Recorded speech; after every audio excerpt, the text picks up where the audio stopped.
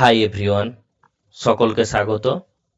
আজ থেকে আমরা রেলওয়ে গ্রুপ ডির যে লেটেস্ট এমসিকিউ গুলো মানে পিওয়াইকিউ রয়েছে, সেই পিওয়াইকিউ গুলো নিয়ে আলোচনা করব। দেখো, আজকে যেটা আমরা আলোচনা করব সেটা হচ্ছে 27/11/2005-এর যে টেস্টটা হয়েছিল, সকালের শিফটটা যেটা ছিল 9টা থেকে 10:30, সেই শিফটের আমরা ম্যাথামেটিক্সের যে কোশ্চেনগুলো এসেছিল সেই লেটেস্ট কোশ্চেনগুলো নিয়ে আলোচনা করব। চলো তাহলে আর দেরি না করে শুরু করা যাক। প্রথম কোশ্চেনটা কি আছে দেখে নিই। প্রথম কোশ্চেনটা বলেছে P is any point inside rectangle ABCD if P A 98, PB 91, PC 21, then the length of PD is equal to. বলছে এবিসিডি আয়তক্ষেত্রের অভ্যন্তরে পি যে কোনো একটি বিন্দু যদি পি এ 98 সেমি হয়, পিবি 91 সেমি হয় এবং পিসি 21 সেমি হয়, তবে পিডির দৈর্ঘ্য কত? এক্ষেত্রে যদি আয়তক্ষেত্র হয়, এইটা কিন্তু মনে রাখতে হবে, কোনো একটা আয়তক্ষেত্র, সাপোজ আয়তক্ষেত্রের এর অভ্যন্তরে কোনো একটা বিন্দু হচ্ছে পি, ধরো এ বি সি ডি। একটা আয়তক্ষেত্রে যদি বিন্দু হয় তাহলে এই যে পিবি পিসি যুক্ত হচ্ছে, সরি পি এ পিসি যুক্ত হলো, পিবি পিডি যুক্ত হলো। আয়তক্ষেত্রের অভ্যন্তরে যদি কোনো একটা বিন্দু পি হয় তাহলে সেক্ষেত্রে এই সূত্রটা তোমাকে মনে রাখতে হবে, P A square plus P C square is equal to কি হবে, P B square plus P D square.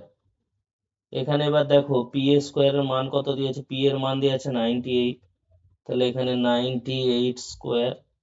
পিসির মান দেওয়া আছে, দেখো পিসি কত আছে 21 স্কোয়ার, সমান পিবি 91 স্কোয়ার প্লাস পিডি তার হোল স্কোয়ার। এখানে পিডি দৈর্ঘ্যটাই চেয়েছে, এবার পিডি স্কোয়ার এটাকে আমরা এভাবে লিখতে পারি 98 স্কোয়ার, 91টা ওইদিকে নিয়ে চলে যাও, 91 স্কোয়ার প্লাস 21 স্কোয়ার।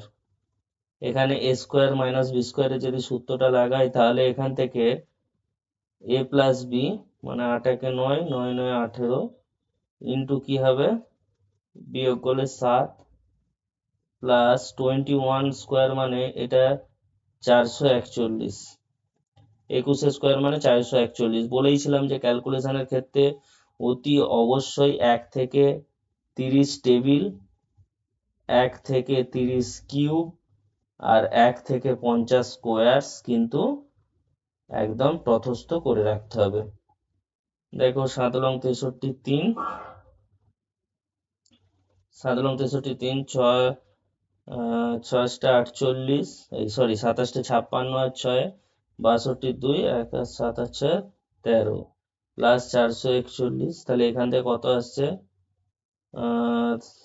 3 1 4, 4 2 6, 1764।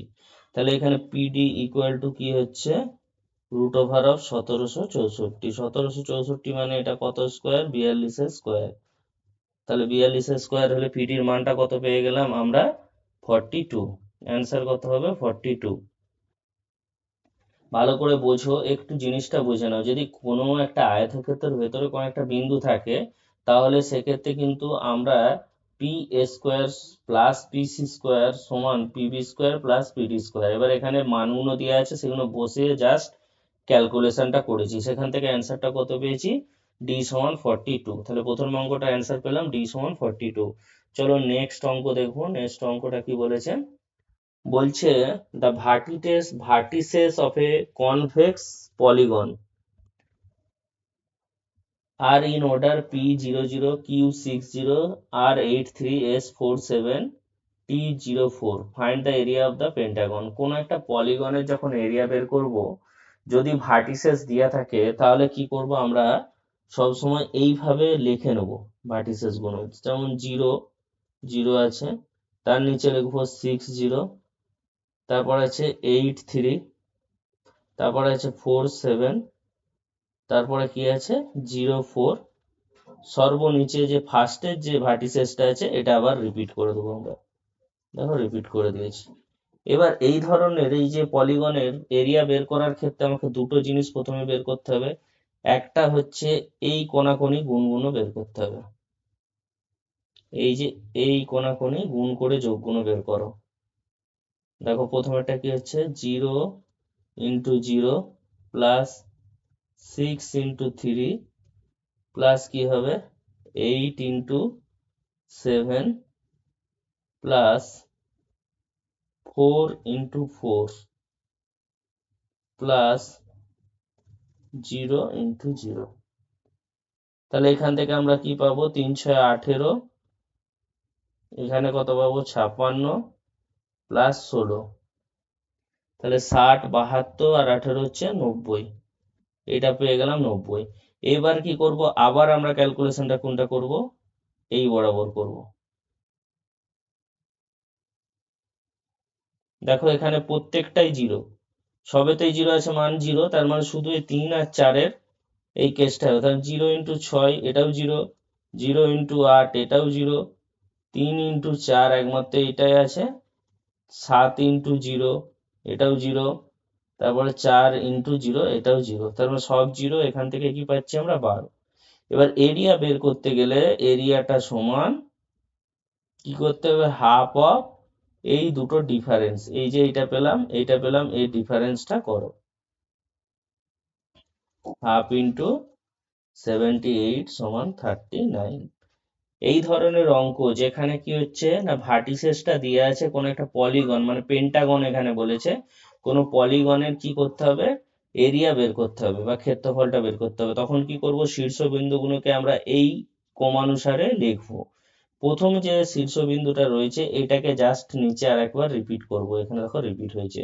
এরবার প্রথম হচ্ছে এই কোণাকুনি ধরে ধরে আমরা গুণটা করে করে যোগ করব, নেক্সট হচ্ছে এই কোণাকুনি গুণ করে করে যোগ করব এবং দুটো ডিফারেন্স বের করে হাফ করব, তাহলে আমরা এরিয়া পেয়ে যাব। এই জিনিসটাই মনে রাখতে হবে এই ধরনের অঙ্ক করার ক্ষেত্রে, এটাই হচ্ছে মোস্ট অ্যাপ্রোপ্রিয়েট মেথড। তাহলে এখানে অ্যান্সারটা আমরা কি পেলাম, অ্যান্সার হচ্ছে সি। এটা একটু কনসেপচুয়াল অঙ্ক রয়েছে, এটাকে খুব ভালো করে বুঝতে হবে। এই ধরনের অঙ্ক আসলে এইভাবেই তুমি অ্যাপ্রোচটা নেবে, তাতে করে তোমার সময়ও বাঁচবে এবং খুব সহজেই করা সম্ভব হবে।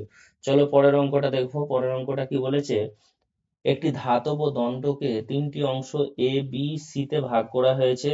এ এবং বি এর দৈর্ঘ্যের অনুপাত 9:20, সি ও বি এর দৈর্ঘ্যের অনুপাত 5:11। এ এবং সি এর দৈর্ঘ্যের পার্থক্য 10 সেমি হয়, তবে ধাতব দণ্ডটির মোট দৈর্ঘ্য নির্ণয় করো। এখানে কি বলেছে, এ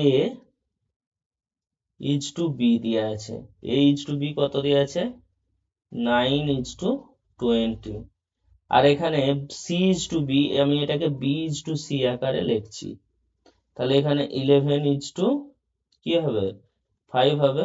এখানে দেখো সি আর বি দিয়েছে, আমি এটাকে বি ইজ টু সি করেছি, তাহলে আমি এখান থেকে যদি A is to B is to C বের করতে চাই, তাহলে আমি এখানে 9:20 বসিয়ে দাও, নিচে নিচে যেরকম আছে 11:5, তাহলে এখানে প্রতিবেশী প্রতিবেশীকে বসিয়ে দাও, এখানে প্রতিবেশী বসিয়ে দাও, তাহলে এখানে কত হচ্ছে 99, 11 দুগুণে 22, 220 ইজ টু 100, তাহলে আমি A is to B is to C পেয়ে গেলাম কত 99 ইজ টু 220 ইজ টু 100। এবার কি বলেছে, এ আর সি এর মধ্যে দৈর্ঘ্যের পার্থক্য, এ আর সি এর মধ্যে পার্থক্য কত এখানে আছে 1, তাহলে 1 বরাবর এখানে কত পেয়ে গেলাম 10।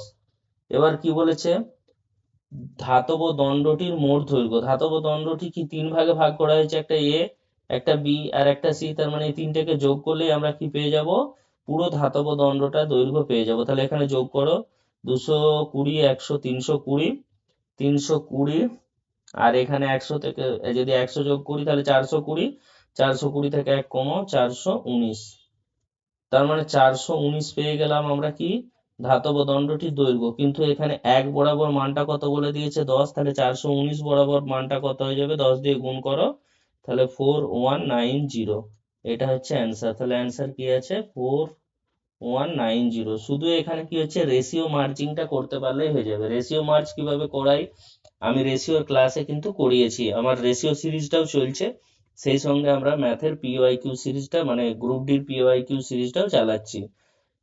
তাহলে এটা বোঝা গেল অ্যান্সারটা কত আসলো 4190। চলো পরের অঙ্ক দেখবো। পরের অঙ্কটা কি বলেছে, সোনিয়ার বিয়ে হয়েছিল 15 বছর আগে। ঠিক আছে, বিয়ে হয়েছিল 15 বছর আগে। তারপরে দেখি বর্তমানে তার বয়স তার বিয়ের সময়ের বয়সের 8-এর 5 গুণ। তার বিয়ের সময় তার বোন তার থেকে 8 বছরের ছোট ছিল। তার বোনের বর্তমান বয়স কত? এখন এখানে কি বলেছে যে সোনিয়ার বর্তমান বয়স, তাহলে এখানে বর্তমান বয়স কি বলেছে, বর্তমান বয়স আমি একটু লেখে লেখে করছি যাতে তোমাদের, তো বিয়ের যে বয়স তার কত গুণ, তার হচ্ছে 8-এর 5 গুণ।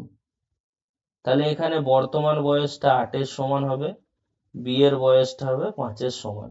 আমি এই ধরনের অঙ্ক অনেক করিয়েছি। যদি বর্তমান বয়স বিয়ের বয়সের 8-এর 5 গুণ হয়, তাহলে বর্তমান বয়সটাকে 8 ধরবো, বিয়ের বয়সটাকে 5 ধরবো। তাহলে এখানে বর্তমান বয়স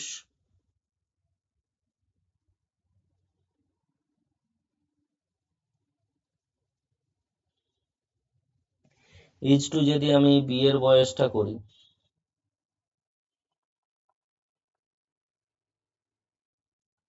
তাহলে এখানে হচ্ছে 8 আর 5। এবার বলছে 15 বছর আগে বিয়ে হয়েছিল, তার মানে বর্তমান বয়স থেকে 15 বছর আগে বিয়ে হয়েছে। তাহলে এদের দুজনের মধ্যে পার্থক্য কত, 3। এইটাই বরাবর কত হয়ে যাবে, 15 হয়ে যাবে, কারণ বর্তমান বয়স আর বিয়ের বয়সের মধ্যে পার্থক্য 15 বছর হবে, কারণ 15 বছর আগে সে বিয়ে করেছিল এখন থেকে, বর্তমান বয়স থেকে। তাহলে এখান থেকে আমি কি পাবো, 1 বরাবর 3-5-15, তাহলে একের মানটা পেয়ে গেলাম 15, এই একের মানটা পেয়ে গেলাম 5। তাহলে তার বর্তমান বয়সটা কত এখন, 5-8-40 বছর। এবার কি বলেছে যে তার বিয়ের সময় তার বোন তার থেকে 8 বছরের ছোট ছিল। তার বোন এবং তার মধ্যে বয়সের পার্থক্য যদি বিয়ের সময় 8 বছর থাকে, সব সময় বয়সের পার্থক্য কিন্তু 1 থাকবে। সেটা বর্তমানেও যা থাকবে, বয়সের পার্থক্য অতীতেও তা থাকবে, মানে বয়সের পার্থক্য সবসময় 1 থাকবে। তাহলে যদি এখন সোনিয়ার বর্তমান বয়স 40 হয়, তার বোন তার থেকে কত বছরের ছোট, 8 বছরের ছোট, তাহলে তার বোনের বয়স কত হবে এখন, 32 বছর। তার বোনের বয়স কত হবে, 32 বছর। এখানে অ্যান্সার কত, অ্যান্সার এ। মানে বয়সের পার্থক্য সবসময় কিন্তু কনস্ট্যান্ট। যদি আমার সঙ্গে আমার কোনো একটা কারো বয়সের পার্থক্য 3 বছর 4 বছর যাই হোক, সেই বয়সের পার্থক্য কিন্তু 10 বছর পরেও একই থাকবে, 10 বছর আগেও একই থাকবে। তো সেই জন্য বলা হয় যে বয়সের পার্থক্য অলওয়েজ কনস্ট্যান্ট। তাহলে বর্ণের বর্তমান বয়সটা কত এখন, 32 বছর। অ্যান্সারটা পেয়ে গেলাম। চলো পরের অঙ্ক দেখবো। পরের অঙ্কটা কি বলেছে, একটি ক্লাসের 26 জন ছাত্রের গড় বয়স 26 বছর। যদি শিক্ষকের বয়সও অন্তর্ভুক্ত করা হয়, তবে পুরো গ্রুপের গড় বয়স 27 বছর হয়। এখানে কি হচ্ছে, গড় বয়স কিন্তু বৃদ্ধি পাচ্ছে। তাহলে কি হবে, যিনি প্রবেশ করেছেন ওই গ্রুপের মধ্যে তার বয়স কি, তার বয়স অবশ্যই বেশি হবে। তাই গড় বয়সটা কি হচ্ছে, বৃদ্ধি পেয়েছে। তাহলে এখানে কি হচ্ছে, এখানে অঙ্কটা করার ক্ষেত্রে আমরা দেখবো 26 জনের গড় বয়স কত, 26 বছর। তাহলে এখন 27 জন হয়ে গেছে অ্যাড হয়ে, তাদের গড় বয়স কত, 27 বছর। তাহলে এখানে বৃদ্ধিটা কত হয়েছে, 1 বছর করে কতজনের বৃদ্ধি হয়েছে, 26 জনের। কারণ যিনি ঢুকেছেন 27, তার বয়স তো 27 হতেই হবে যেহেতু গড়। তার সঙ্গে যে এই বৃদ্ধিটা হয়েছে 26 বছর বৃদ্ধিটা, কারণ ওই লোকটা ওই মানে শিক্ষক ওই গ্রুপে ঢোকার জন্যই হয়েছে তো। তাহলে এইটা হচ্ছে এর সাথে যোগ হবে, তাহলে এখন কত বয়স হবে তার, 53 বছর।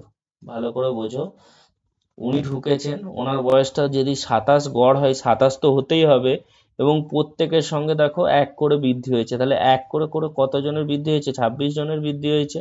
সেই 26 সংখ্যাটা আমরা যোগ করে কি করছি, ওনার বয়সটা পেয়েছি। তাহলে শিক্ষকের বয়স এখন কত হচ্ছে, বয়স যিনি ওই গ্রুপে প্রবেশ করেছেন ওনার বয়স হচ্ছে 53 বছর। সিম্পল অঙ্ক। যদি এভারেজ কমে যায় সেক্ষেত্রে বিয়োগ হবে। গড় বয়স এখানটা লিখে দিচ্ছি, গড় বয়স বাড়ছে যেহেতু সেই জন্য কি হয়েছে, যোগ হয়েছে। আর যদি গড় বয়স কমে, সেক্ষেত্রে কি হবে, বিয়োগ হবে। চলো পরের অঙ্কটা দেখি। পরের অঙ্কটা সিম্পলিফিকেশন দিয়েছে, কি দিয়েছে, ডেল্টা, এটাকে আমরা কিভাবে লিখতে পারি, যেহেতু 2.2, 0.33 আর 0.55 আর 0.99 আছে, এটাকে দেখে আমরা লিখতে পারি ডেল্টা, সরি, ডেল্টা ইন্টু, এটা যদি 20 ইন্টু 0.11 করতে পারি, প্লাস 3 ইন্টু, সরি, এইখানে কোশ্চেনটা একটু ভুল আছে, টাইপিং মিস্টেক হয়ে গেছে এই জায়গাটা, এইটা হচ্ছে ঠিকঠাক অঙ্ক, এটাকে টাইপিংটা ঠিক আছে, এইখানে টাইপিংটা একটু মিস হয়ে গেছে বাংলা। তাহলে এখানে 3 ইন্টু কি হবে, 0.11 ইন্টু 3-4, দেখো উপরে, মাইনাস 1-20 ইন্টু, এটা কি হতে 5 ইন্টু 0.11 করতে পারি, আর এটাকে কি করতে পারি 9 ইন্টু 0.11, 9-11-99, ঠিক আছে। তাহলে দেখো প্রত্যেকটা থেকে যে 11, এইটা কমন নিয়ে নিলেই কেটে যাবে এদিকে দিক, ঠিক আছে। তাহলে এখন এখানে পেয়ে গেলাম 20 ইন্টু ডেল্টা প্লাস 3-3-9-4 মাইনাস, এখানে কি আছে 5-20, মানে 5-4-20, 1-4 ইকুয়াল টু 9। তার মানে এখান থেকে 8-4 আসবে, 20 ইন্টু ডেল্টা প্লাস এখানে 8-4 ইকুয়াল টু 9, 2, তাহলে 20 ডেল্টা ইকুয়াল টু, এইদিকে 2 মাইনাস হয়ে যাবে মানে 7, তাহলে ডেল্টা ইকুয়াল টু 7/20, তার মানে 0.35 অ্যান্সারটা আসছে। এখানে একটু টাইপিং মিস হয়েছিল নিচে বাংলার ক্ষেত্রে, তো অঙ্কটা ইংলিশে ঠিক আছে। তো এখান থেকে কি করলাম, জাস্ট একটা ছোট ট্রিক্স, এই 0.11টাকে এলিমিনেট করার জন্য আমি জাস্ট এইগুলোকে গুণ করে দিয়েছি, এলিমিনেট করার পর জাস্ট ক্যালকুলেশন, আর কিছু নেই। এখানে অ্যান্সারটা কত আসছে, অ্যান্সার এ। পরের অঙ্কটা দেখবো, পরের অঙ্কটা কি বলেছে, 20% of a number is added to 90, then the result is same number। কোনো নাম্বার কি হয় 100% হয়, তাহলে এখানে কি বলছে 20% এর সঙ্গে যদি 90-র সাথে 20% অ্যাড করি ওই নাম্বারটা, তাহলে সেই নাম্বারটাই হচ্ছে, তার মানে 100% হচ্ছে। তার মানে কি 90টা কি 100% হতে গেলে এটা 80%, তাই তো। 20% এর সঙ্গে মানে 90-র সঙ্গে 20% যোগ করলে সেই নাম্বারটা হয়, কোন নাম্বার কি নিজে নিজে 100% হয়, তাহলে এর সঙ্গে 20% যোগ করা হয়েছে, মানে কি এটা 80%। তার মানে এখানে কি বলেছে 80% অফ দ্য সেম নাম্বার, কি অবশ্যই 80% অফ দ্য সেম নাম্বার হচ্ছে 90 হবে, কারণ এখানে যোগ করলে সেই সংখ্যাটাই এসছে। একদম ইজি অঙ্ক, জাস্ট একটু লিখে বুঝে নিলেই হয়ে যাবে। চলো পরের অঙ্ক দেখে। পরের অঙ্ক বলছে স্মৃতি গোজ টু শপিং মল, বলছে স্মৃতি 21 কিলোমিটার/আওয়ার বেগে শপিং মলে যায়, আবার ওই 69 কিলোমিটার/ঘন্টা বেগে ফিরে আসে, পুরো যাত্রায় তার গড় গতিবেগ। এখানে গড় গতিবেগের যে সূত্রটা আছে সেটা প্রয়োগ করব, গড় গতিবেগ সেটা সমান কি হয়, 2 into x into y divide by x plus y হয়, এটা গড় গতিবেগ। এখানে তাহলে 2 ইন্টু কত আছে 21 ইন্টু 69 ডিভাইড বাই, এই দুটো যোগ করো, 9-10 0, 6-2 8-9, 69 আর 21, তাহলে 3 কাটো, 3-7-21, 3-30-90, 3-23, 3-10, তার মানে 14 ইন্টু 23 ডিভাইড বাই 10, 3-14-42, 2, 14-2-28, আর 4-32 ডিভাইড বাই 10, 10 তুলে দিলে এখানে একটা দশমিক চলে যাবে, তাহলে 32.2। অ্যান্সার কত, অ্যান্সার হচ্ছে সি। গড় গতিবেগের সূত্রটা মনে রাখতে হবে, আর কিছুই নাই, একবার গিয়ে ফিরে আসা, এই ক্ষেত্রে কিন্তু গড় গতিবেগ 2xy divide by x plus y. পরের অঙ্কটা দেখবো, বলছে অ্যান আর্টিকেল, বলছে একটি দ্রব্য 8,900 টাকায় কেনা হয়েছিল, এর দাম 40% বাড়িয়ে ধার্য করা হয়েছিল, এরপর ধার্য মূল্যের ওপর 5% ছাড়ে এটি বিক্রি করা হয়, লেনদেনে লাভের শতাংশ কত ছিল। একবারে সিম্পল, এখানে যে কেনা টাকার এর কোনো এখানে অস্তিত্ব নেই, বা এটা কোনো কাজেই লাগবে না। তাহলে এখন 40% দাম কি করেছে, বাড়িয়ে লেখা হয়েছে। যদি ক্রয় মূল্যটা 100% হয়, তিনি কি করেছেন, মানে যদি 100 টাকা হয় 100% বাদ দাও, 40% বাড়িয়ে লিখেছে, তার মানে মার্কস প্রাইসটা কত? এটা কস্ট প্রাইস হলে মার্কস প্রাইস মানে যেটা লিখে রেখেছে সেটা হচ্ছে 140, এর ওপর কি করেছে, ডিসকাউন্ট দিয়েছে কত পার্সেন্ট? 5% ডিসকাউন্ট দিয়েছে। 5% ডিসকাউন্ট মানে 5×4 = 70, 7 টাকা ডিসকাউন্ট দিয়েছে। 7 টাকা ডিসকাউন্ট দিলে সেটা বিক্রি করবে কত? 133 টাকায় সেলিং প্রাইস। তার মানে 100 টাকা যদি কস্ট প্রাইস হয়, তার বিক্রয়টা হচ্ছে 133 টাকা। তাহলে এখানে কত? 33% কি করছে? 33% ওই লেনদেনে লাভ করছে। ভালো করে বোঝো, এখানে কোন দামে কিনেছে, যে দামটা দিয়েছে তার কোনো কাজে লাগছে না। এখানে যদি কস্ট প্রাইস 100 টাকা হয়, তিনি বাড়িয়ে লিখে দিয়েছে মার্কস প্রাইস কত? 140 টাকা। এই 140 টাকার উপর 5% ছাড় দিয়েছে। 140 টাকার 5% মানে কত হচ্ছে? 7 টাকা। 7 টাকা আমি যদি এখান থেকে বিয়োগ করে দিই, তাহলে কি হচ্ছে? তার সেলিং প্রাইস এটা পেয়ে যাচ্ছি। তাহলে 100 টাকা যদি কস্ট প্রাইস হয়, সেলিং প্রাইস 133 টাকা হলে তার লাভের শতকরা পার্সেন্টেজ কত হবে? 33% হবে। এখানে অ্যান্সারটা কি হবে? Answer D. পরের অঙ্কটা দেখবো। পরের অঙ্কটা খুব ভালো। পি সমান 6, কিউ সমান -3, একটা কি আছে এক্সপ্রেশন দেওয়া আছে। কি এক্সপ্রেশন দেওয়া আছে? আমরা এর আগে কিন্তু সূত্রগুলো জানতে হবে। সূত্রগুলো very very important. a minus B তার হোল কিউ, এর সূত্র হচ্ছে A cube minus B cube minus 3a² B plus 3ab²। ঠিক আছে, এটা একটা সূত্র। a প্লাস বি তার হোল কিউ এর সূত্রটা কি আছে? a cube plus B cube 3a² B plus 3ab²। এটা হচ্ছে সূত্র। এবার এইটাকে সাজাও। আমি যদি P Q minus 3p² plus 3p আছে এর সঙ্গে -1 করে দিই, আর এইটা q q plus 3q² plus 3q plus 1, দেখো এখানে +1 করেছি, এখানে -1 করেছি, তার মানে কি রাশিটা একই থাকছে। তাহলে এইটাকে যদি আমি সাজাই এখন, তাহলে এইটাকে সাজালে কি হবে? p-1 তার হোল কিউ আসবে। আর এইটাকে যদি আমরা সাজাই অংশটাকে, তাহলে এটা হচ্ছে q প্লাস 1 তার হোল কিউ আসবে। তাহলে এখানে p কত মান আছে? 6 -1 তার হোল কিউ, আর এখানে q এর মান কত আছে? -3 প্লাস 1 তার হোল কিউ। তাহলে এখানে 5 এর কিউ প্লাস কত হচ্ছে? -2 তার হোল কিউ। তাহলে 5 এর কিউ হচ্ছে 125 মাইনাস এখান থেকে 8 সমান 117। অ্যান্সার কত হয়ে যাবে? Answer C. শুধু এইটাকে সাজালাম। এইটা নিশ্চয়ই তোমাদের এই সূত্র আকারে সাজিয়েছি, বুঝতে কোনো অসুবিধা হয় না। এই বি কিউটা হচ্ছে 1 আর এটা হচ্ছে পি। ঠিক আছে, এখানে দেখো p² 1 1 স্কোয়ার 1 কিউ, এই হচ্ছে ব্যাপার। এটাকে সাজিয়ে আমরা এটা করতে পারলাম। তাহলে এখানে অ্যান্সারটা কত হলো? 117। পরের অঙ্কটা দেখো। পরের অঙ্কটা কি বলেছে? Which of the following is equivalent to 3:2। 3:2 ratio. এটা তো ইজি একদম, 3:2। এখানে অপশানে দেখো 3 আর 2 দিয়ে গুণ করে কি হচ্ছে? 3 দিয়ে কি 53কে কাটা যাবে? কাটা যাবে না।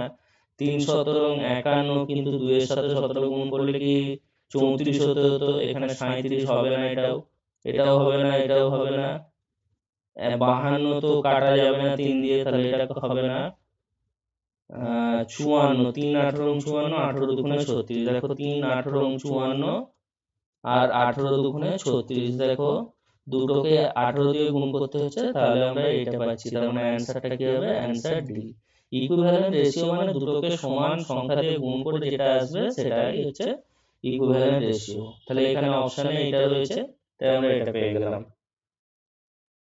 পরের অঙ্কটা কি বলেছে? পরের অঙ্কটা বলেছে একটি ওয়াশিং মেশিনের দাম একটি টিভির দামের তুলনায় 40% কম। যদি ওয়াশিং মেশিনের দাম 52% বৃদ্ধি পায় এবং টিভির দাম 76% হ্রাস পায়, তবে 5টি ওয়াশিং মেশিন এবং 2টি টিভির মোট দামের শতাংশের পরিবর্তন কত হবে? দেখো খুবই ভালো অঙ্ক বলা চলে। এখন টিভির দাম আর হচ্ছে ওয়াশিং মেশিন, এটা টিভি আর ওয়াশিং মেশিন WM দিলাম। এখন কি বলেছে? টিভির দামের তুলনায় 40% কম। টিভির দাম যদি 100 হয়, ওয়াশিং মেশিনের দাম হবে 60 টাকা। এখানে কটা টোটাল ওয়াশিং মেশিন? 5টা ওয়াশিং মেশিন আছে, 2টো টিভি আছে, তাহলে 200 টাকা, আর এটা কত 5 ছক 30, 300 টাকা, টোটাল এখানে 500 টাকা।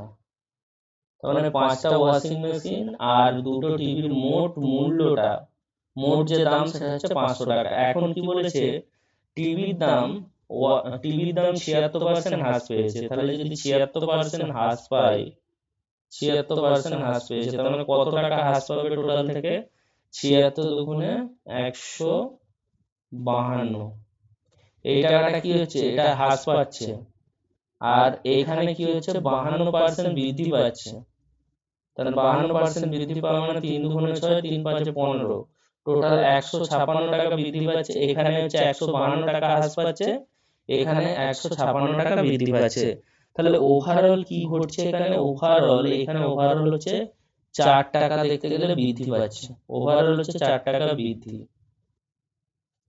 দেখো ভালো করে বোঝো, এখানে টিভি যদি 100 টাকা হয়, ওয়াশিং মেশিনের দাম 60 টাকা, কিন্তু এখানে 5টা ওয়াশিং মেশিন, 2টো টিভি, তাহলে টোটাল মূল্যটা কত হচ্ছে 500 টাকা। এবার বলছে টিভির দামের ক্ষেত্রে 76% হ্রাস পেয়েছে। টিভির দাম যদি 76% হ্রাস পায়, তাহলে 76% এর 276% কত, এই টাকাটা কি হচ্ছে, হ্রাস পেয়েছে। আবার এদিকে কি হয়েছে, এদিকে হচ্ছে ওয়াশিং মেশিনের ক্ষেত্রে 52% কি বৃদ্ধি হয়েছে, তাহলে কত টাকা বৃদ্ধি পেয়েছে, 156 টাকা বৃদ্ধি। আর 152 টাকা কমলে দামের ক্ষেত্রে কি পরিবর্তন হবে, তার মানে ওভারঅল কি 4 টাকা বৃদ্ধি পেয়েছে। তাহলে এই 4 টাকা বৃদ্ধি পেয়েছে, তার শতকরা পরিবর্তনটা কত, 4 টাকা বৃদ্ধি পেয়েছে, টোটাল দামটা কত 500 টাকা। 500 টাকার উপরেই তো 4 টাকা বৃদ্ধি পেয়েছে ওভারঅল, তাহলে এর 100%, 0 0 কাটো, 5.8, তার মানে কি 0.8% ইনক্রিজ হয়েছে, বৃদ্ধি পেয়েছে। এখানে অ্যান্সার কি হবে, ইনক্রিজ বাই 0.8%। ভালো করে বোঝো, একদম সিম্পল, কিন্তু কনসেপ্টটা মনে রাখতে হবে। এখানে এই টাকাটা হচ্ছে কি হচ্ছে, হ্রাস পেয়েছে, আর এটা বৃদ্ধি পেয়েছে, তাহলে ওভারঅল 4 টাকা বৃদ্ধি পেয়েছে। তাহলে বোঝা গেল। চলো পরের অঙ্ক দেখি। পরের অঙ্কটা কি বলেছে, tan theta equal to 5/12। tan থিটার মানটা দেওয়া আছে, tan থিটার মানটা কত, 5/12। এটা আমরা দুটো পদ্ধতিতে অঙ্কটা কিন্তু করব, খুবই সিম্পল অঙ্ক। tan থিটা মানে কি আমরা জানি, একটু দেখে দিই। এইটা হচ্ছে যদি একটা সমকোণী ত্রিভুজ হয়, এইটা হচ্ছে অতিভুজ, এটা ভূমি, আর এইটাকে বলা হয় লম্ব। এক্ষেত্রে দেখো tan থিটা মানে আমরা কি জানি, লম্ব বাই ভূমি। তাহলে এখানে কি দেওয়া আছে, 5/12, তাহলে লম্ব 5 আর ভূমি 12, তাহলে এখানে 5 আর 12 দেওয়া আছে। অতিভুজের মান কি হবে, 5 স্কয়ার প্লাস 12 স্কয়ার, পিথাগোরাস অনুযায়ী। তার মানে এখান থেকে আমরা পেয়ে গেলাম 13, অতিভুজের দৈর্ঘ্য পেয়ে গেলাম। এবার এখান থেকে sec থিটার মান কত, sec থিটা সমান কি আমরা জানি, sec থিটা সমান অতিভুজ বাই ভূমি। ভূমি, তাহলে এখানে অতিভুজ পেয়ে গেছি 13,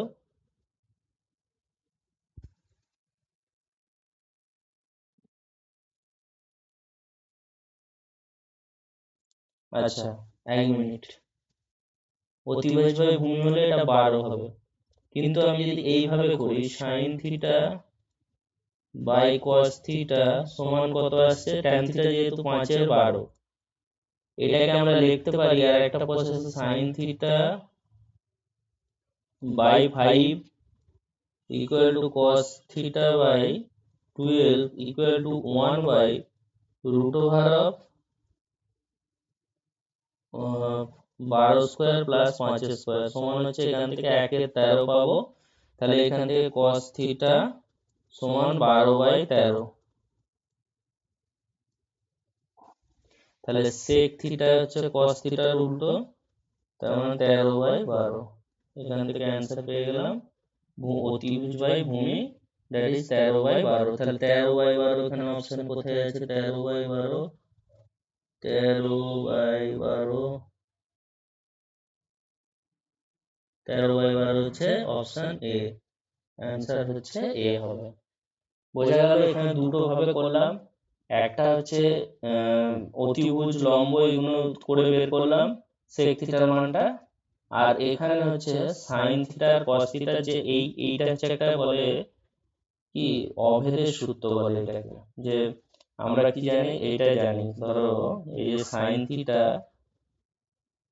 বাই কস থিটা এটা সমান তো তোমার 5/12 দেওয়া আছে, ওই জিনিসটা বুঝে নাও ভালো করে। তাহলে এখানে আমরা লিখে নিয়েছি যে সাইন থিটা বাই 5, দেখো এটাকে যা সাজিয়ে নিয়েছি, সাইন থিটাকে নিচে চলে এসেছি, কস থিটা বাই 12 করে দিয়েছি। এইটা সমান এই যে ওয়ানটা কেন এসেছে, এটা হচ্ছে sine square theta plus cos square theta, এর মানটা কি হয়, এর মানটা 1 হয়, সেই জন্য এখানে 1 আসছে, আর 5 স্কোয়ার প্লাস 12 স্কোয়ার মানে 13 স্কোয়ার, তাহলে এটা চলে আসছে 13। এখান থেকে আমরা কস থিটার মানটা পেয়ে গেলাম, কস থিটার মানটা পেয়ে গেলে সেক থিটার মানটা কি হচ্ছে, কস থিটা সমান কি 1 বাই সেক থিটা, বা সেক থিটা সমান কি 1 বাই কস থিটা, একে অপরের অনন্য। তাহলে এখান থেকে আমরা সেক থিটার মানটা পেয়ে গেলাম, সেক থিটার মানটা কত, অ্যান্সারে দ্যাট ইজ 13/12। পরের অঙ্কটা দেখো, পরের অঙ্কটা কি বলেছে, একটি সিলিন্ডারের সারফেস এরিয়া বলে দিয়েছে 542, তার মানে surface area, total surface area, total surface area কত বলে দিয়েছে 542, কিন্তু কার সারফেস এরিয়া এর কত বলেছে 2/5, তাহলে কার সারফেস সিম্পল, এত জটিল কিছুই নেই। তাহলে কার সারফেস এরিয়া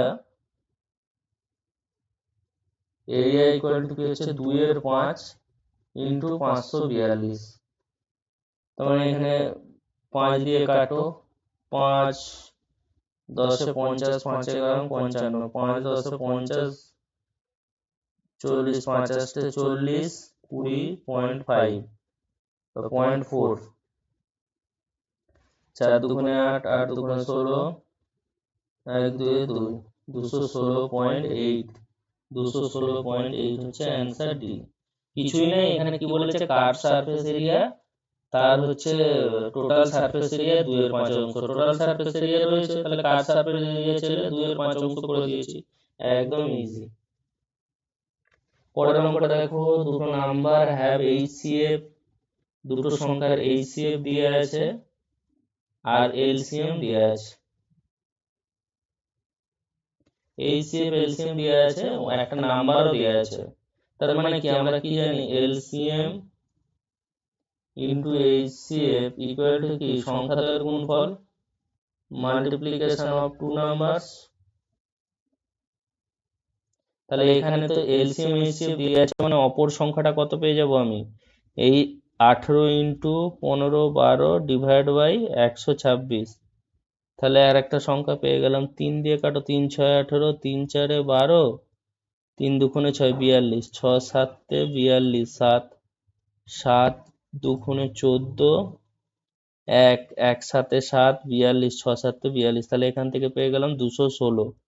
একটা সংখ্যা আছে 216 আর একটা হচ্ছে 126, এদের বিয়োগ ফলটা চেয়েছে, ধনাত্মক পার্থক্য 0 2 কয় 11 9 2 11 হাতে 1, তার মানে 90, এদের পার্থক্যটা কত হচ্ছে 90। আমরা কি জানি, সংখ্যাদ্বয়ের গুণফল equal to LCM HCF, LCM HCF কি হচ্ছে, সংখ্যাগুলি গুণফলের সঙ্গে সমান হয়, সেখান থেকে দেখো যে এইচসিএফ এলসিএম এর গুণফল, সেটা একটা সংখ্যা দিয়ে আমরা ভাগ করে কি অপর সংখ্যাটা পেয়ে গেছি 216, 216 থেকে 126 বিয়োগ করলে 90, তাহলে অ্যান্সার হচ্ছে 90। এটা কি বলেছে, হোয়াট পার্সেন্টেজ অফ 10/40 ইজ 120, 120 10 40 কত শতাংশ, তাহলে 120 10/40 কত শতাংশ, এটাই বের করতে বলেছে।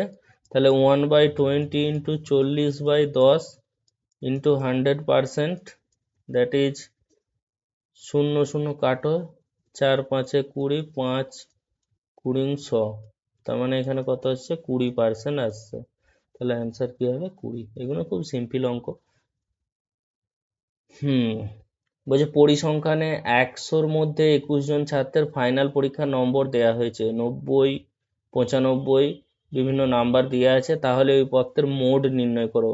মোড যখন কোনো একটা ডেটার বের করব, তার মানে কি এই যে সিরিজটাতে সর্বাধিক সংখ্যক কোন নাম্বারটা এসছে সেইটাই হচ্ছে মোড। এখান থেকে মোট কি হচ্ছে নাম্বার অফ কি হচ্ছে টাইম অকার, যেটা বেশিবার এই সিরিজে এসেছে সেটাই হচ্ছে মোড। এখানে বেশিবার কে এসেছে দেখো, 90 বেশি নেই, 95, 85টা দেখো, 85 একটা, দুটো, দুটো দুটো দুটো, তিনটে, চারটে, আর কেউ চারটে এসেছে কি? চারটে, চারটে, চারটে, চারটে, চারটে, চারটে, চারটে, চারটে, চারটে, আর কেউ নেই। তার মানে কি এখানে 85টাই হচ্ছে এর মোড। এটা মাথায় রাখবে। কনসেপ্টটা কি হচ্ছে কনসেপ্ট, সেটা হচ্ছে একটা সিরিজে তুমি যখন দেখবে যে সংখ্যাটা সর্বাধিক টাইম আসবে, সর্বাধিক সময় কি হচ্ছে রিপিট হয়েছে, দেখো এখানে 85টাই সর্বাধিক টাইম রিপিট হয়েছে, তাই এখানে মোড কত হয়ে যাবে? মোড হয়ে যাবে 85, 85। চলো পরের অঙ্ক দেখবো। বলছে একজন ভেন্ডার মানে একজন ফল বিক্রেতা 150টি আম কিনলেন, তিনি সেগুলিকে এমন দামে বিক্রি করলেন যেন 100টি আমের বিক্রয় মূল্য 150টি আমের ক্রয় মূল্যের সমান। তার মানে 150টি আমের cost price CP equal to কি হচ্ছে 120টা আমের বিক্রয় মূল্যের সমান। তাহলে এখানে সিপি বাই এসপি করে দাও তো। সিপি বাই এসপি মানে 120/150, কাটাকুটি করো, 3 4 12, 3 5 15। তার মানে এসপি হচ্ছে 5-এর সমান, সিপি হচ্ছে 4-এর সমান। তাহলে লাভটা কত হচ্ছে? এসপি মাইনাস সিপি, তার মানে 1 লাভ হয়েছে। সিপি কত? 4, তাহলে পার্সেন্টেজটা কত? 1/4 ইন্টু 100%, দ্যাট ইজ 25% তার লাভ হয়েছে। এখানে অ্যান্সার কত হচ্ছে? অ্যান্সার হচ্ছে সি। ভালো করে বোঝো, 150 সিপি 120 এসপি সমান। এখান থেকে সিপি বাই এসপিটা বের করে কি করলাম, জাস্ট এসপি যদি 5-এর সমান হয়, সিপি যদি 4-এর সমান হয়, তাহলে লাভ কত হবে? এদের ডিফারেন্স কত? 1। 5 থেকে 4 বিয়োগ করো 1, তাহলে 1 লাভ কার ওপর? ক্রয় মূল্য কত? 4। তাহলে অ্যান্সারটা কত হচ্ছে? 25%। পরের অঙ্কটা দেখো, পরের অঙ্কটা খুব ভালো অঙ্ক। 3টে পাইপ এবিসি একটি খালি ট্যাঙ্ক যথাক্রমে 40 মিনিট, 20 মিনিট এবং 30 মিনিটে পূর্ণ করতে পারে। যখন ট্যাঙ্কটি খালি থাকে তখন 3টি পাইপই খুলে দেওয়া হয়। এবিসি পাইপ দিয়ে যথাক্রমে রাসায়নিক দ্রবণ পি কিউ আর নির্গত হয়। 9 মিনিট পর ট্যাঙ্কের তরলে দ্রবণ কিউ এর অনুপাত কত? পি কত minute? 40 minute, Q sorry A 40 minute, B 20 minute, C 30 minute. তাহলে এদের এলসিএমটা বের করো। এলসিএম বের করলে 120, তার মানে 3, 6, 4। এদের হচ্ছে এফিসিয়েন্সিটা, কে কত ভরতে পারে 1 মিনিটে। 1 মিনিটে 3 লিটার ভরবে, এ 6 লিটার ভরবে, এ 12 লিটার ভরবে। টোটাল ট্যাঙ্কটা হচ্ছে 120। কিন্তু এখন কি বলেছে? 9 মিনিট, 9 মিনিট চলছে। ধরো ট্যাঙ্ক 3টে পাইপকে খুলে দেওয়া হয়েছে 9 মিনিট। পাইপ এ পি দবন, বি কিউ দবন, আর আর দবন। তাহলে 9 মিনিট যদি চলে, 9 মিনিটে মানে বি কিউ পরিমাণ কতটুকু পরিমাণ সে দিয়েছে? কিউ দবনটা সে বি দিয়েছে 6×54। টোটাল যে দবনটা হবে, টোটাল দবনটা কত হবে? 6-3, 9-4, 13 ইন্টু 9।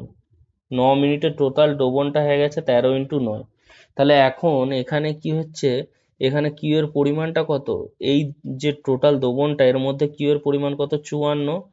54 মানে 9×6 করে রাখো, ডিভাইড বাই 13×9। 9 9 কেটে গেল, 6-এর 13 হবে। 6-এর 13 অ্যান্সার আছে, 6-এর 13 অ্যান্সার বি। কিছুই নয়, এখানে কিউ দোবনের 9 মিনিট পর ট্যাঙ্কের তরলে দবন কিউ এর অনুপাত। কিউ এর অনুপাত কত হবে? 6-এর 13 হবে। 13 অংশ পূর্ণ হয়েছে, 6 অংশ তার মধ্যে কত হচ্ছে? তার মধ্যে হচ্ছে কিউ। ভালো করে বোঝো এই অঙ্কটা, মানে সিম্পল একদম। এ 40 মিনিট, বি 20 মিনিট, আর সি 30 মিনিটে একটা ট্যাঙ্কে পূর্ণ করতে পারে। এখান থেকে আমরা এ এর এফিসিয়েন্সি, বি এর এফিসিয়েন্সি, সি এর এফিসিয়েন্সি পেয়ে গেছি। এবার এদেরকে 9 মিনিট চালিয়ে রেখেছে। 9 মিনিট চালিয়ে রাখলে ট্যাঙ্কটা পূর্ণ হবে কত লিটার? এইটা 13×9। কারণ সবার কি হচ্ছে, সবার এফিসিয়েন্সিটা 6 আর 4 10 আর 3 13, 13×9। কিন্তু ওই সময় 9 মিনিটের মধ্যে বি অর্থাৎ বি মানে কিউ পরিমাণ যে রাসায়নিক দ্রবণটা কত পরিমাণ চলে গেছে, 9 মিনিটে 1 মিনিটে 6 লিটার করে যদি সে ভরতে পারে বি, তাহলে ছয় ছয় ইন্টু নয়, তার মানে মোট পরিমাণ কত, 6 ইন্টু 9, আর ভর্তি হয়েছে কত, 9 ইন্টু 13, এখান থেকে কি পেয়ে গেলাম, 6-13, তাহলে অ্যান্সারটা কত হয়ে যাবে, অ্যান্সার বি। বলছে একটি পাত্রের 2/5 নীল তরল দ্বারা পূর্ণ, অবশিষ্টাংশের 1/3 কালো তরল দ্বারা পূর্ণ, তার অবশিষ্টাংশের 5/6 5/6 কি হচ্ছে হলুদ দ্বারা পূর্ণ, বাকি 4.2 লিটার সাদা রঙের। পাত্রটির মোট ক্ষমতা নির্ণয় করো। এখন সাদা রংটা কতটা রয়েছে সেটা নির্ণয়, আমরা যদি পাত্রের ক্ষমতা ধরে নিই এক্স, এখন এক্স এর মধ্যে 2/5 কি হচ্ছে নীল তরল দ্বারা পূর্ণ হয়ে গেছে, তাহলে 2/5 নীল দ্বারা পূর্ণ হয়ে গেলে বাকি থাকছে কত, 3/5। এর আবার কি হচ্ছে 1/3 কালো তরল দ্বারা পূর্ণ হয়ে গেছে, তাহলে পড়ে থাকবে কত, 2/3। তারপরে অবশিষ্টাংশের 5/6 পূর্ণ হয়ে গেলে তো হলুদ দ্বারা, তাহলে পড়ে থাকবে কত, 1/6। এটাই বলছে কত, সাদা সাদা রং, সেটা হচ্ছে 4.2।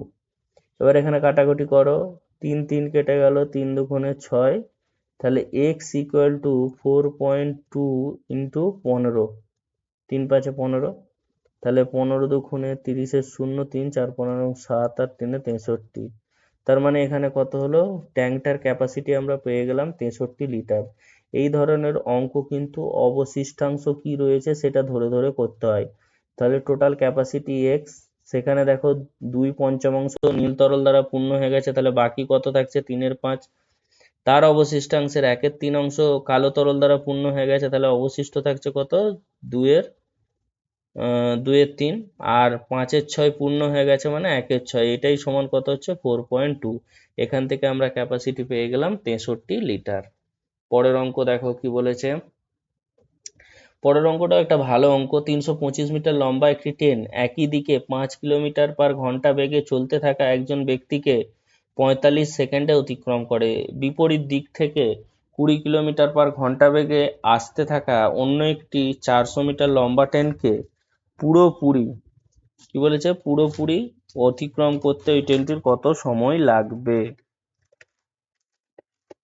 কিছু নেই, একদম সোজা একটা অঙ্ক, কিন্তু কনসেপ্টটা ভালো করে জানতে হবে। এখানে আপেক্ষিক গতিবেগের কনসেপ্টটা লাগছে। এবার দেখো এখানে কি বলেছে,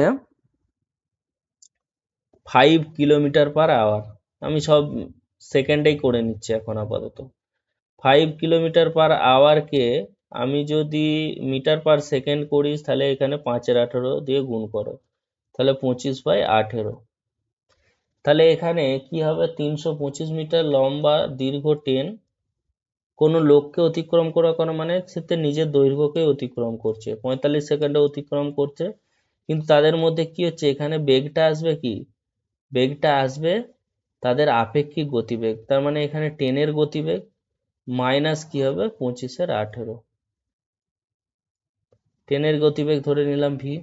তাহলে এখান থেকে কাটাকুটি করলে কত আসবে, 5 9 5 6 30, 5 5 25, 65। যদি গুণ করে দাও এখানে, তাহলে 65 ইকুয়াল টু 9v মাইনাস 9 2 18, 25/2, এখান থেকে 65 2 100, 60 60 120, 130, 18v মাইনাস 25, এর সাথে 25 যোগ করলে 18v equal to 155 divide by 18, v এর মান 155, তো ভি সমান 155 ডিভাইড বাই 18, তার মানে এখানে আসবে কত দিয়ে কাটবে, 325 55 155/18, তোমার কাটাকুটি করে কত আসছে, কাটাকুটি করে এখানে আসবে, কাটো, 3 দিয়ে কাটলে 3 5 5 5 31, 3 18 54, এখানে কোথায় গেল কাটাকুটিটা, ঠিক আছে তো, 9 2 18, -25, এটা হচ্ছে 65, 130, 130 এখানে 55, 155। ও হ্যাঁ ঠিক আছে, এটা মিটার পার সেকেন্ড। এটাকে যদি আমি কিলোমিটার পার সেকেন্ড করে নিই, 155/18 ইন্টু 18-5, কেটে গেল 18, 5, 31। তার মানে এখানে 10-এরটা 31 কিলোমিটার পার আওয়ার। 10-এর আমরা কি পেয়ে গেলাম, 10-এর গতিবেগটা 31 কিলোমিটার পার আওয়ার, এখানে কাটাকুটি করে। এখন কি বলেছে, বিপরীত দিক থেকে আসছে মানে এদের কি হবে, এদের যোগ হয়ে যাবে। 31 মানে 51 কিলোমিটার পার আওয়ার, বিপরীত দিক থেকে আসছে। টোটাল দৈর্ঘ্যটা কত, 325 প্লাস 400। যখন বিপরীত দিক থেকে দুটো ট্রেন এসে একে অপরকে অতিক্রম করবে, তারা কি নিজেদের টোটাল দৈর্ঘ্যটা যাবে, তার মানে 775। তাহলে যেতে কত সেকেন্ড সময় লাগবে এটা বলতে চেয়েছে, সেকেন্ডে যেহেতু বের করতে চেয়েছে, তাহলে এখানে 775 কি মিটার থাক, 51 তাহলে সময়টা পেয়ে যাব। তার সঙ্গে কি হবে, কিলোমিটারকে মিটার করতে গেলে 5-18 দিয়ে গুণ করতে হবে। তার মানে এখানে 775 না 65, 400 3 700, এটা কত, 440 বলেছে, সরি 440, তার মানে 765। এটাও 765, তার মানে 765 ইন্টু 18 51 ইন্টু 5। এবার এখানে কাটাকুটিটা করো।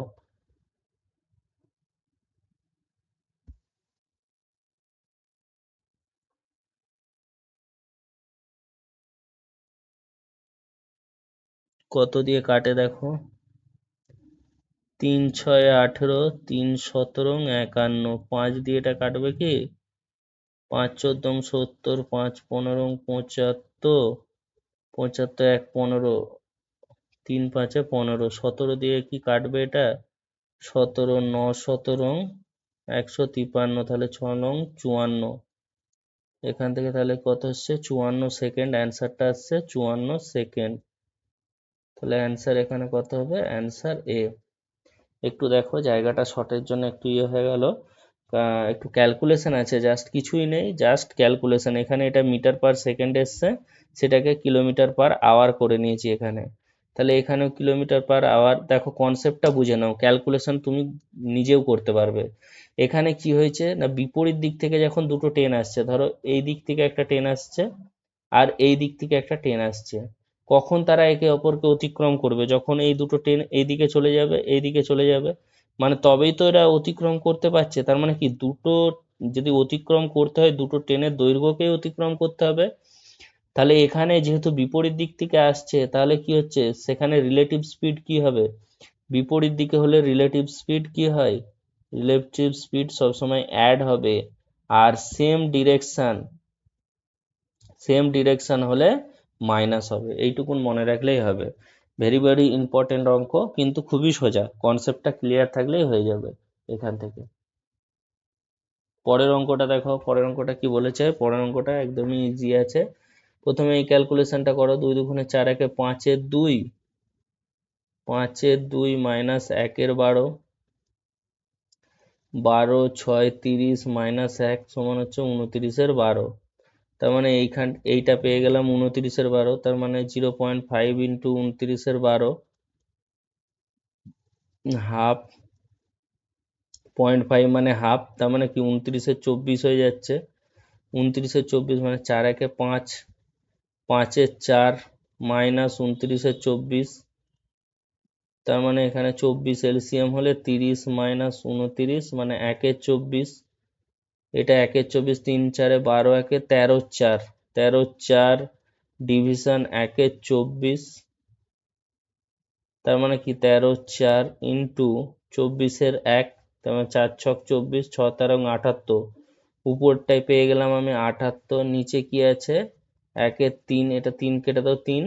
তার মানে উপরে নিচে 3 আছে, মানে 1 3, নিচে 1 3 মানে কি, উপরে 3 দিয়ে গুণ হবে, 3 8 24 4, 3 7 21 21 আর 2 23, তার মানে 234 হচ্ছে অ্যান্সার, 234। নিচে দেখো 5 3 5 15, 1 3, উপরে উঠে গেলে 3 গুণ হয়ে যাবে, তাহলে 78 ইন্টু 3। তার মানে 1/3 কিছুই নয়, জাস্ট এইগুলো করে করে আসবে ক্যালকুলেশন, এর কিছু করার নেই, এখানে কোনো কনসেপ্ট নেই, কিচ্ছু নেই, শুধু ফার্স্ট ক্যালকুলেশন করতে হবে। পরের অঙ্কটা দেখো কি বলেছে, এ বি একত্রে একটি কাজ 6 দিনে করতে পারে, বি একা সেই কাজটি 12 দিনে করতে পারে, ওই কাজের দ্বিগুণ কাজ করতে এ একার কতদিন সময় লাগবে। এখন কি বলেছে, এ প্লাস বি যদি একসাথে কাজ করে কতদিন সময় নিচ্ছে, 6 দিন। আর যদি বি শুধু একা কাজ করে সেক্ষেত্রে কত হচ্ছে, 12 দিন। এদের এলসিএম বের করো, 12, 2 আর এর 1, তার মানে এর এফিসিয়েন্সি কত, 2 মাইনাস 1, তার মানে 1। এ এর এফিসিয়েন্সিও 1, বি এর এফিসিয়েন্সিও 1। এবার বলছে এর দ্বিগুণ কাজ, দ্বিগুণ মানে কি, এটা হচ্ছে টোটাল কাজ, দ্বিগুণ কাজ মানে 12 × 2, দ্বিগুণ কাজ সে কত দিনে করবে, 1, এর এফিসিয়েন্সি এর 1, তার মানে কি 12 × 24 দিন, 24 দিন লাগবে। এর এফিসিয়েন্সিতে একদিনে 1 অংশ কাজ করতে পারে, তাহলে 24 অংশ কাজ কতদিন করবে, 24 দিন লেগে যাবে। কারণ এখানে কি বলেছে, ডবল ওয়ার্ক, সেই জন্য যা কাজ তার ডবল করে দিয়েছে এখানে, তাহলে অ্যান্সারটা কত হয়ে যাবে, অ্যান্সারটা হয়ে যাবে 24 দিন। পরের অঙ্ক দেখবো, buy one get one free. খুব সুন্দর অঙ্ক, কিছুই নেই, বাই কি বলেছে 6 গেট 4 ফ্রি। এই ধরনের অঙ্কের ক্ষেত্রে ডিসকাউন্ট পার্সেন্টেজ বের করার ক্ষেত্রে কি করবে, এখানে বের করবে ফ্রি, কতগুলো ফ্রি দেওয়া হচ্ছে, নিচে হচ্ছে টোটাল ইন্টু 100%। তাহলে এখানে ফ্রি দিয়ে কত হচ্ছে, 4টে, টোটাল কত, 6 আর 4 কত, 10 ইন্টু 100, তাহলে 10 10 কেটে গেল, তাহলে এখান থেকে 40% আমরা পেয়ে গেলাম কি, এর হচ্ছে ছাড় দেওয়ার ইয়ে 40%। বোঝা গেল, সিম্পল অঙ্ক, যে ফ্রি বাই টোটাল করতে হবে, ফ্রি বাই টোটাল, তাহলে ডিসকাউন্ট পেয়ে যাব আমরা। চলো লাস্ট অঙ্ক এই সেটের, কি বলেছে, দ্য অ্যামাউন্ট, বলছে বার্ষিক 15% চক্রবৃদ্ধি সুদের হারে 6,800 টাকা 2 বছরে অর্জিত সববৃদ্ধি মূল নির্ণয় করো।